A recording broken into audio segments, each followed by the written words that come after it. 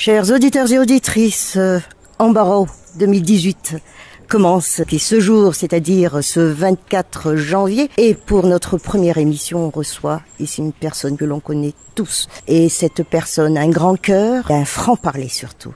D'où son Embarraud, ce n'est autre que Père Pedro. Père Pedro, bonjour. Bonjour. Avant tout, quand même, bonne année. Merci à vous aussi et à tous vos auditeurs.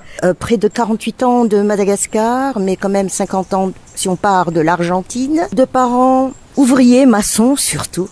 Et je crois que c'est là qu'est venue cette idée d'apporter un plus, puisque vous avez déjà, dès votre jeune âge, travaillé auprès de votre père, vous l'aidez après les études. Et après, c'était les études, la philosophie.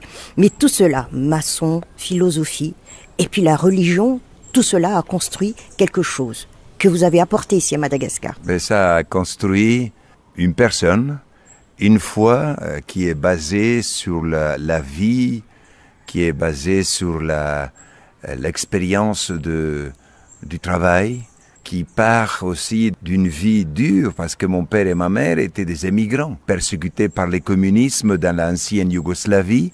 Ils étaient persécutés parce qu'ils étaient chrétiens, donc ils ont dû fuir leur pays qu'ils aimaient tant.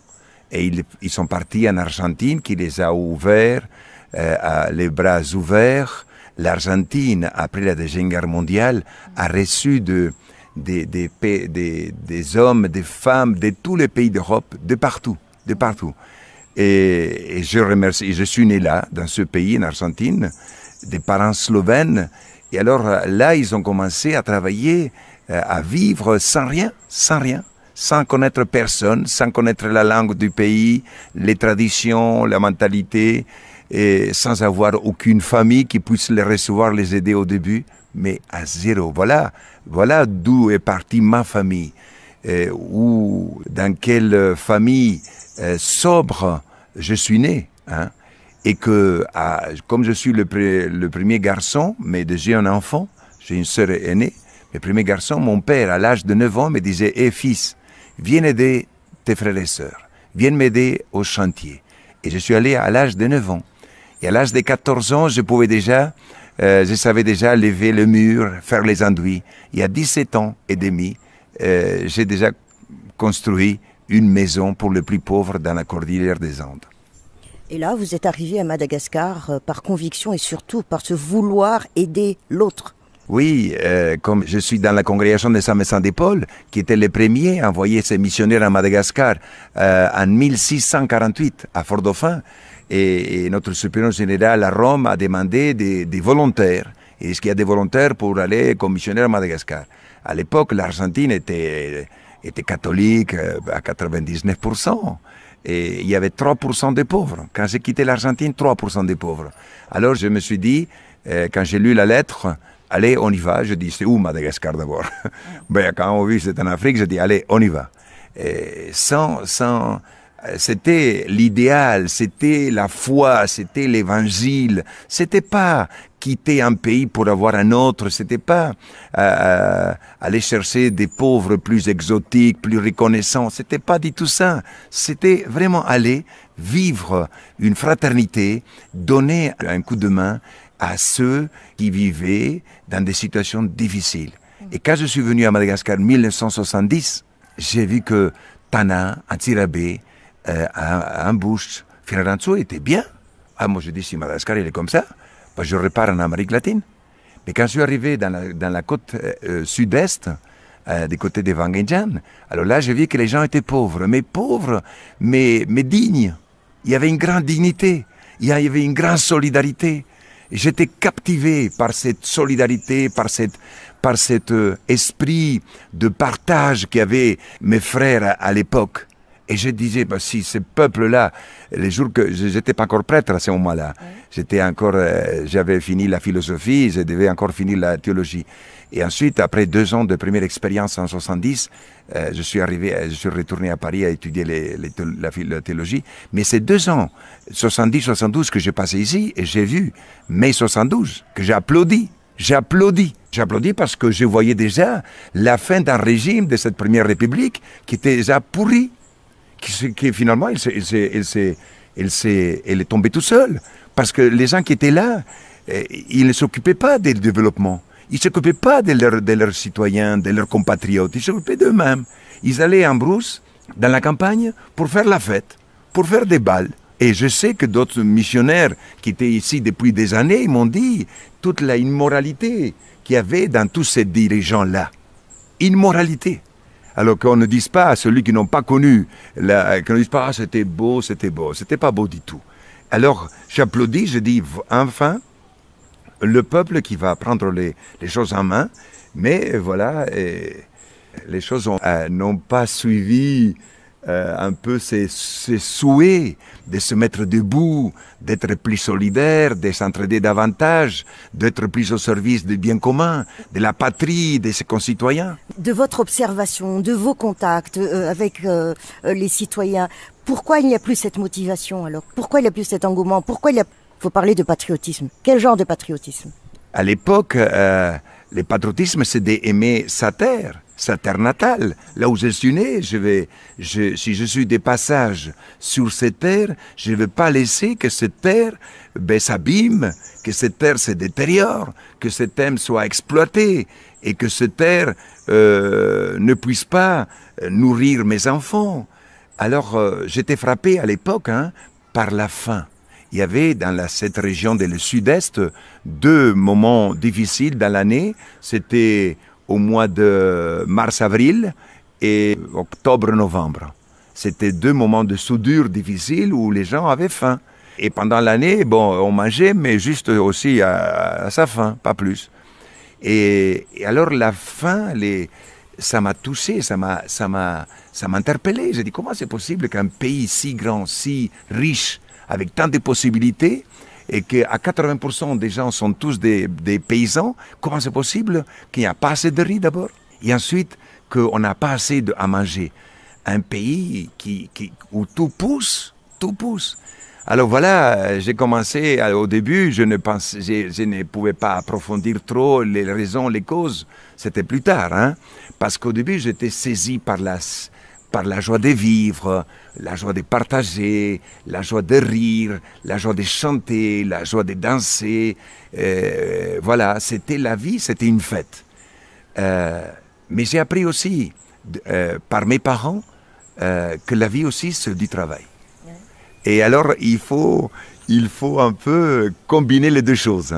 Alors vous avez dit justement, patriotisme, c'est retrousser les manches. Retrousser les manches. Et ensuite, quand je suis revenu à Madagascar en tant que prêtre, fin 1975, début 1976, et j'étais affecté à la paroisse de Wangenjan. Et là, j'étais jeune prêtre, 27 ans, j'ai dit, mes frères, ça c'est votre maison. C'est votre maison. Ici, vous venez quand vous voulez. J'ai enlevé ma montre. Je n'ai plus utilisé ma montre pendant 9 ans.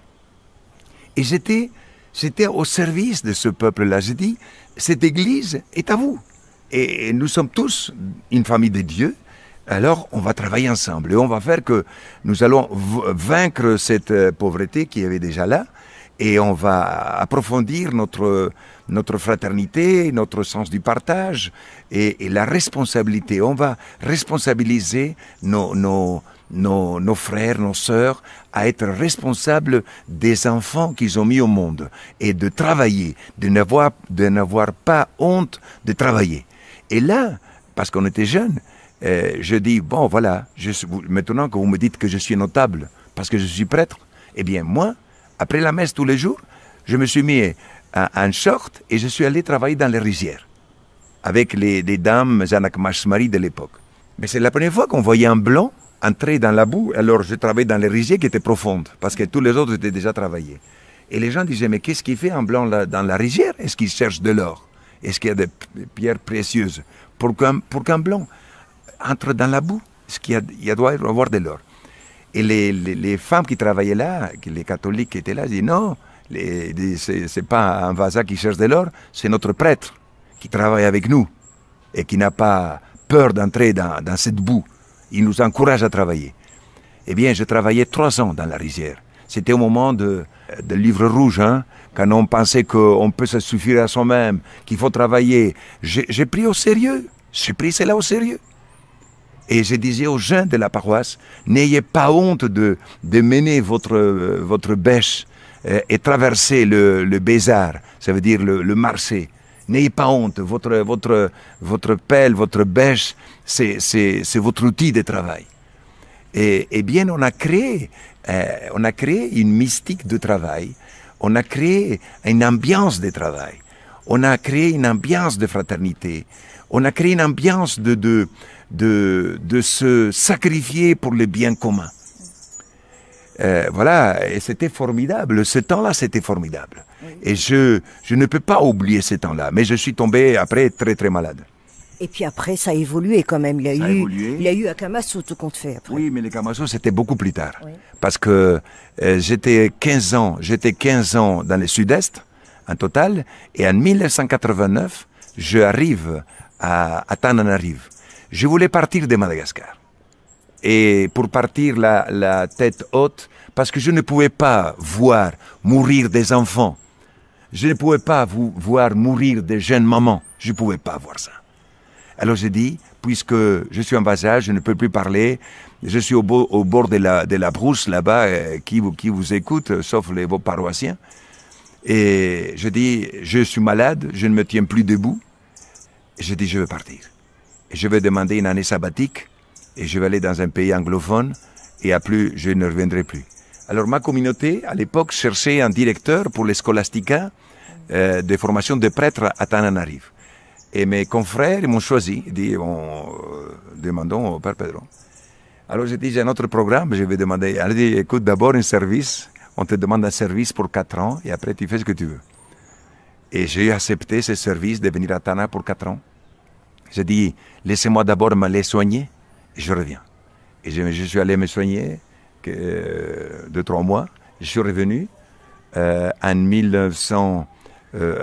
mois de février 1989. Et ensuite, quand je suis venu à Tana, quand j'ai vu cette pauvreté dans les marchés, les gens qui dormaient, qui mendiaient, les gens qui venaient aussi dans notre communauté à mendier, j'ai dit si. Alors je me suis dit une fois, une dame qui a été avec 5-6 enfants qui me demandait une aide. J'ai dit, mais si ce que cette dame me dit là, c'est vrai, je ne peux pas me débarrasser d'elle en lui donnant un billet. Je dois vraiment m'occuper d'elle. Je dois faire pour qu'elle demain, elle n'ait plus besoin d'aller dans la rue à quémander. Et après, on m'a invité ici, il y avait un malade, ici, des côtés d'Angelans. Je suis allé voir ces malades-là. Et quand je passe à Angelans, quand je vois un millier d'enfants qui se disputaient les ordures avec des cochons et des chiens qui étaient là, je suis resté sans parole. J'ai subi un électrochoc. J'ai dit, si je n'ai pas droit à parler, ici, il faut agir. Ce soir-là, je ne pouvais pas dormir. Je me suis mis à genoux sur mon lit, j'ai levé les mains, j'ai dit, Dieu, aide-moi à faire quelque chose pour ces enfants. Voilà, et j'ai senti une force. Et le lendemain, je suis venu ici à Angelans. Vous êtes toujours parti de ce que l'on vous a appris, c'est-à-dire travailler, partager. Il y a aussi le fait, quand on frappe à votre porte, ouvrez la porte. Ceci aussi vous a permis d'ailleurs de toute cette éducation, de toutes ces cultures que vous avez eues avec vos parents, que vous avez mises en pratique ici au pays. Mais dites-moi, quand on dit pauvreté, si on parle de Madagascar, près de quand même 50 ans à Madagascar, pour vous, pour Père Pedro, c'est quel genre de pauvreté qui blesse le plus? C'est la pauvreté de la irresponsabilité, la pauvreté de l'indifférence, la pauvreté de l'égoïsme, parce que ce pays est riche, ce pays m'a conquis. Il y a 48 ans, ce pays m'a conquis. J'étais séduit par la culture malgache, par cette solidarité familiale, par la joie de vivre, la joie du partage. Et ensuite, on s'est arrêté quelque part. On a commencé à parler double. Ça veut dire, on disait une chose et on faisait une autre. On est entré dans le monde de l'hypocrisie. Et comme ils ont instauré à l'époque une dictature, il y avait la censure à l'époque. On ne pouvait pas dire ce qu'on pensait. Et bien, alors, ça veut dire qu'on dit une chose et on fait une autre. Et l'hypocrisie s'est installée dans le pays et commençait à s'installer aussi dans le cœur des gens. Et il n'y avait plus la vérité. Ce pays, pour moi, il est riche en tout. Riche dans ses enfants, riche dans sa jeunesse, riche dans l'esprit, l'envie qu'ils ont les gens de vivre, de chanter, de sauter de joie, de sauter de joie, vivre gratuitement. Alors voilà, ça c'est une richesse. Les enfants, c'est une richesse. La jeunesse, c'est une richesse. Et nous sommes pauvres. Ouais. La pauvreté tue l'âme et le corps, vous dites? L'extrême pauvreté, c'est comme une prison. Elle tue l'âme et l'esprit. Mais vous faites aussi référence, et vous tenez d'ailleurs à cœur ce qu'avait dit Pape François quand il avait dit la mondialisation de l'indifférence. Oui. Mais l'indifférence, mais c'est arrivé même ici, hein, Tsimirara. Hein, on reste indifférent au sort du frère, au sort d'un voisin, au sort de quelqu'un dans la rue qui tombe évanoui. Ben, on ne s'occupe pas, on passe à côté, on saute au-dessus de lui, on passe à côté. Autrefois, on ne faisait pas ça. C'est la politique, selon vous, qui a mené à tout ça? Ce sont les politiciens. C'est la politique est faite par les politiciens. Hein. La politique est faite par les êtres humains. Alors c'est les politiciens qui n'ont pas su enflammer dans ses compatriotes l'envie d'être frère, d'être patriote, d'être humaniste, d'être une famille. Cela doit se nourrir. Et on l'a laissé. On dit non, nous on est dans ce pays, on est Malagasy, ça va tout seul la solidarité, ça va tout seul la fraternité, ça va tout seul la vérité.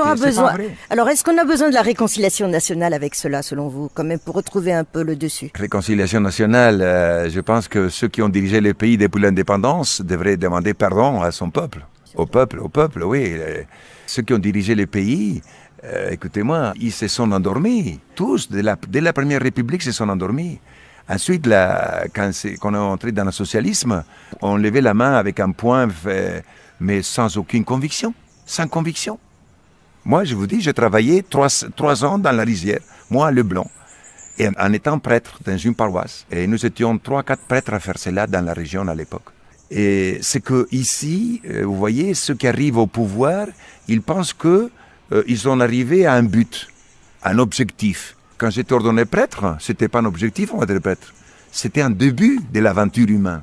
J'ai sauté de joie, j'ai dit, je pourrais bénir les gens, je pourrais unir les gens au nom de Dieu, au nom du Créateur, partout dans le monde. J'ai dit, voilà, ma vie commence. Je ne suis pas arrivé à un objectif. La prêtrise n'est pas un objectif, c'est un entrée dans l'esprit de service. Entrer en politique, être politicien, c'est entrer dans le monde du service, du bien public, du bien commun, et non pas du bien personnel.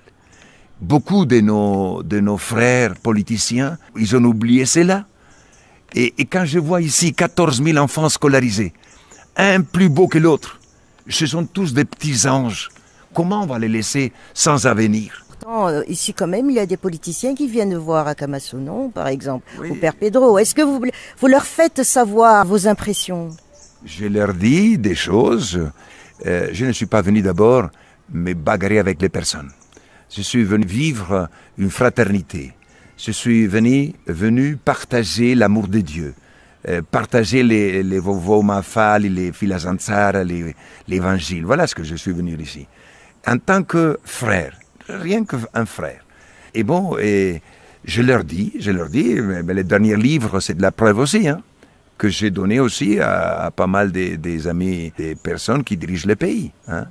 Mais je ne suis pas venu ici me bagarrer avec les personnes, mépriser les personnes, chercher la bagarre. Non, je suis venu pour s'aimer l'amour, s'aimer l'espérance, s'aimer la vérité, s'aimer la fraternité. Hein.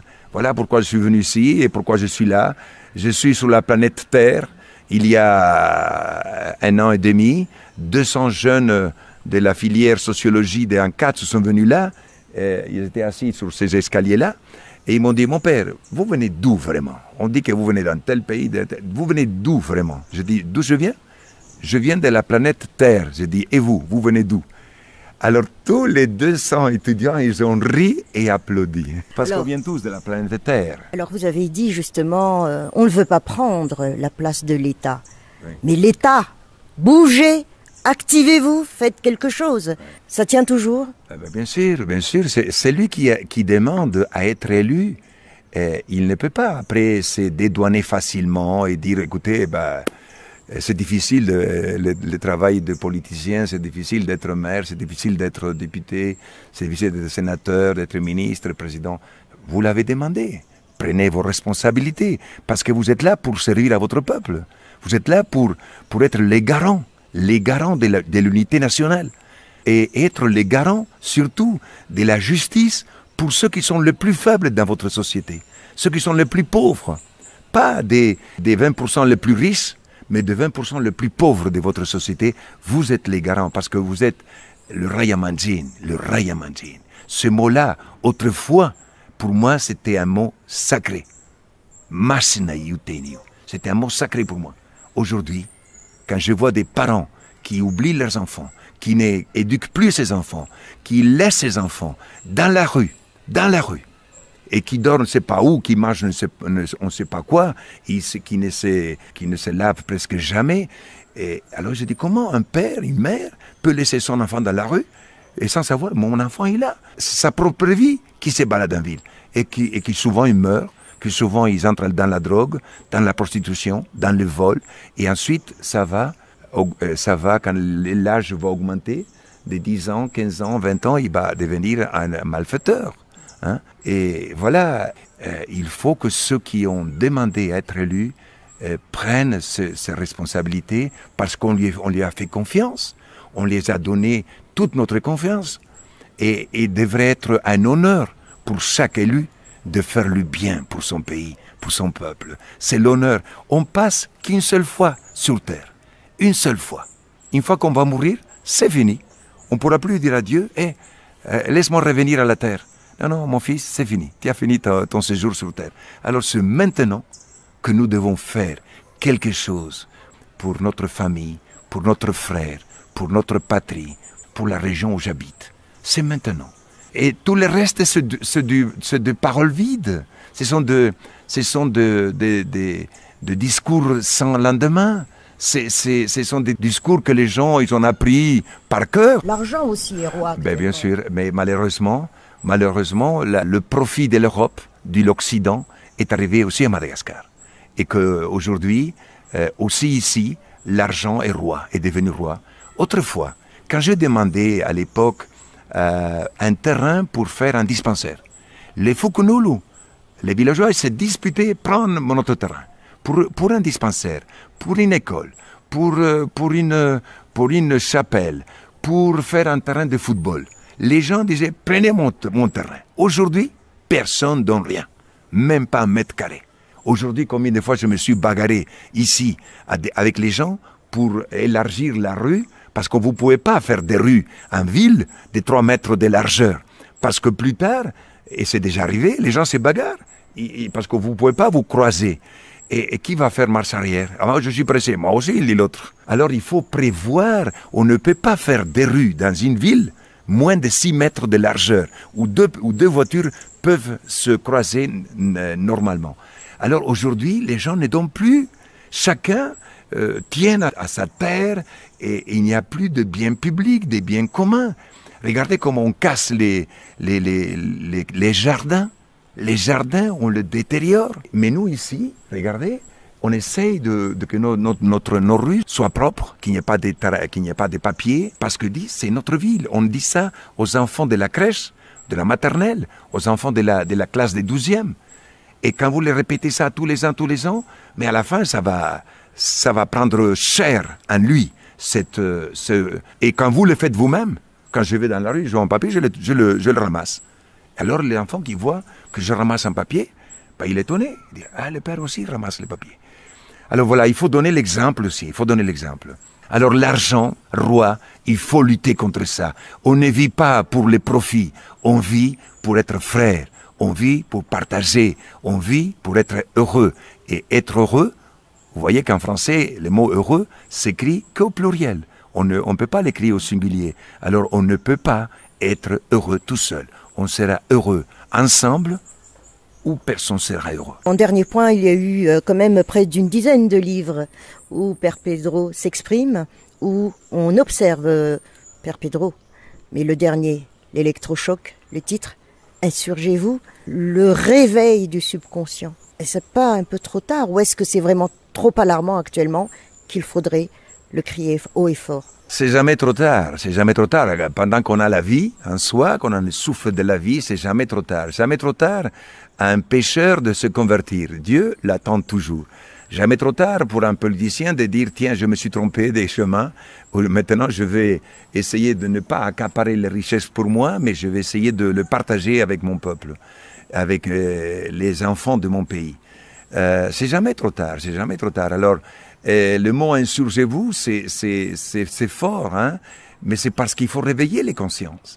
Il faut réveiller les gens. Et je dis souvent à mes coéquipiers ici, qui sont plus de 500, des hommes et des femmes, et surtout le plus grand des femmes.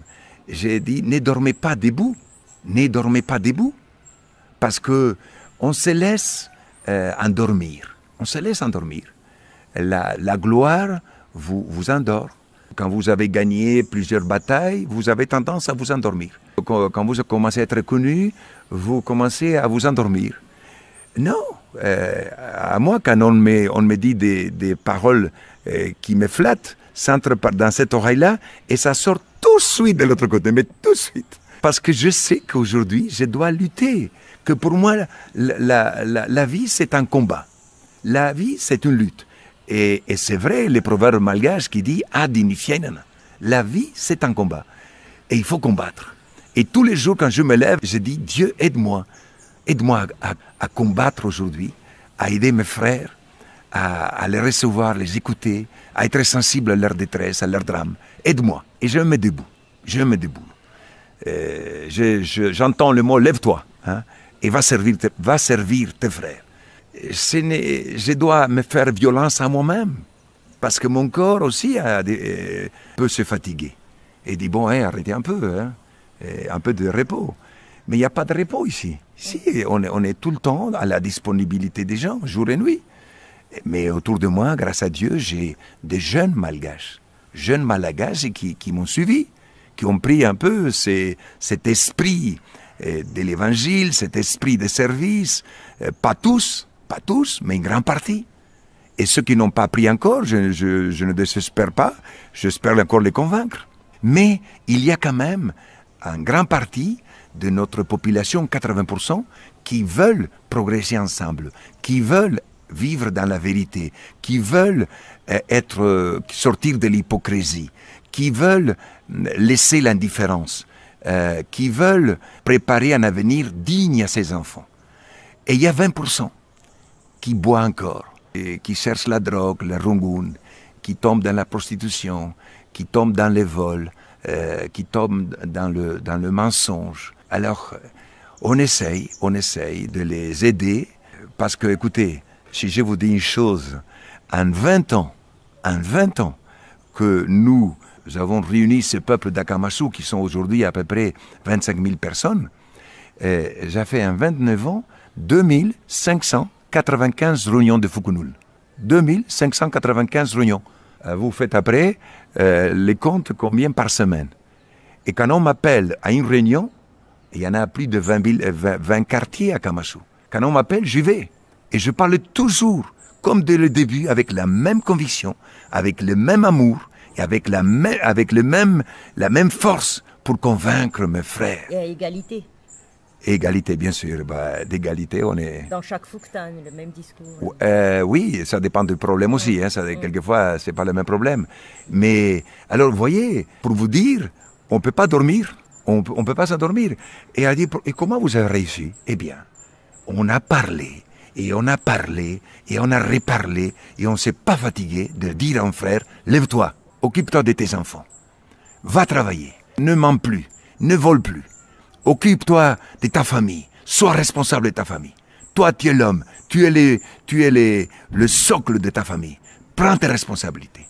Et on le dit dans non pas dans toutes les langues, mais dans tous les états d'esprit, mais surtout avec amour, quelquefois fort pour réveiller. Et après, quand je vois qu'il ne m'écoute pas, c'est fort. Et après, quand je vois qu'il m'écoute, je descends la voix, parce que je dis, il a compris. Et après, toutes nos réunions, presque toutes nos réunions, finissent avec un grand applaudissement. Avec un grand applaudissement. Quelquefois, on a commencé avec des tensions très graves, très fortes. Eh bien, on a fini toujours. Parce que quand vous faites, je vous dis une petite secret entre nous, ne le dites à personne, quand vous commencez une réunion de Fukunul, vous devez toujours soigner la sortie, la fin de la réunion. Oui. Parce que même si la réunion commence mal, avec beaucoup d'insultes, des bagarres, il faut finir bien. Il faut finir avec un esprit d'amitié, que tout est possible, que rien n'est perdu, puisque nous vivons, que ça doit finir en positif. Et les dernières 5 minutes au quart d'heure doit être positif. Que les gens disent, tiens, on n'a pas perdu le temps, on a gagné quelque chose, on s'est dit la vérité, mais on est parti content, parce qu'on est plus soudés, on est plus amis, parce qu'on s'est dit la vérité. Voilà, et c'est pour ça que j'ai dit que toutes nos réunions de Fukunulna finissent par un applaudissement. Et tout le monde part content, et on se donne tous la main, et on part, chacun dans sa famille. Père Pedro, le temps passe très vite. Et là, le bruit que vous entendez, chers auditeurs, ce sont les oiseaux qui sont autour de nous, parce que nous sommes en plein air, nous ne sommes pas au studio. Et Amparo, Père Pedro vous remercie pour votre disponibilité pour ce grand partage aux auditeurs d'Alliance 92. Bien, merci de m'avoir invité à votre émission Ambarao. C'est bon, j'aime le nom Ambarao. Et merci à tous vos auditeurs qui vous suivent. Et je dirais à tous mes frères qui nous écoutent, merci. Levez-vous tous les jours avec une nouvelle espoir, avec une nouvelle force pour aider à votre famille, aider à votre quartier, aider à votre église, aider votre pays. Tout est possible. Quand on s'aime, tout est possible. Mais avec les pieds sur terre. Ici, nous avons le pied sur terre. Nous devons pardonner et nous devons savoir recommencer toujours une amitié avec quelqu'un qui était quelquefois brisé. On peut toujours recommencer une nouvelle vie. On peut le faire parce que Dieu est amour et seulement amour.